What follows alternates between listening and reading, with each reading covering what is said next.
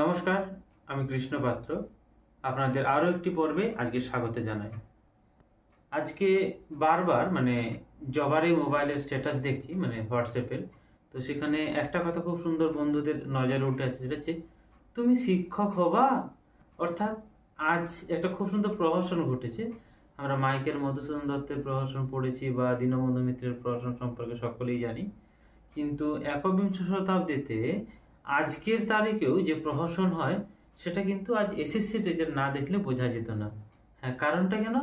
কারণ ধরুন আপনি সর্বস্ব দিয়ে পড়েও 60-এর 60 পেয়েছেন এবং একাডেমিক স্কোর 10-এর 10 পেয়েছেন, অর্থাৎ 70-এর 70 পেয়েছেন, কিন্তু আপনার কাট অফ মার্কস কত? 74।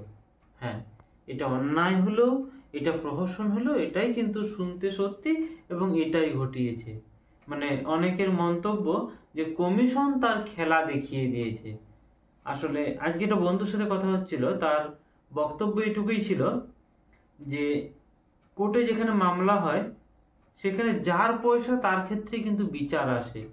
আমরা যারা সাধারণ মানুষ, যারা বেকার শিক্ষা প্রার্থী বা শিক্ষার জন্য, চাকরির জন্য লড়াই করছি, তাদের এখানে এত টাকা নেই যে ভালো ভালো উকিল ডেকে আমরা সেই কেসগুলোকে লড়াই করব।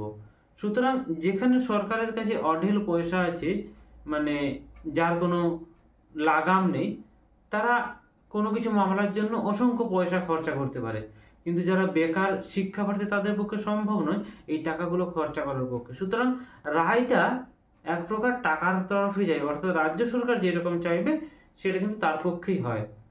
এবার অনেকেই বলছে যে এটার ভিতর কেস হবে, সুতরাং কেস হলেও যে কিছু হবে না এটুকু আপনার নিশ্চিন্ত থাকুন।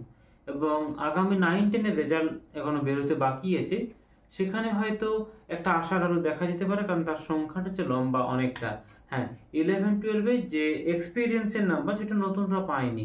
এক্ষেত্রে সবচেয়ে বেশি ফায়দা হয়েছে বা লাভবান হয়েছে EWS, কারণ এটা নতুন, যে এই ক্যাটাগরিটা সেই সময় থাকেনি। সুতরাং এই ক্যাটাগরিতে যারা আছে, যারা একটু ভালো পড়াশোনা করেছেন, তারা এই নাম্বারটা পেয়ে গেছেন, কিন্তু বাকিরা প্রত্যেকে আজ প্রহসনের শিকার হয়েছি, আর এটা মেনে নিতে আমাদের কোনো দ্বিধা নেই। আর এইটুকু জেনে রাখুন, পশ্চিমবঙ্গের শিক্ষা ব্যবস্থা আগামী দিনে আরো খারাপ থেকে খারাপতর হবে এবং পরিস্থিতি আরো ভয়ঙ্কর হবে, তার জন্য প্রস্তুত থাকুন আপনারা। এবারে যতক্ষণ না আমরা সাধারণ নাগরিকেরা সচেতন হচ্ছি, শিক্ষা ব্যবস্থা কিন্তু প্রত্যেকটা দিন আরো আরো আরো খারাপ হবে। ব্যাস, আগে কি করা দরকার সিদ্ধান্তটা আপনারা নিজেরাই নিন। নমস্কার।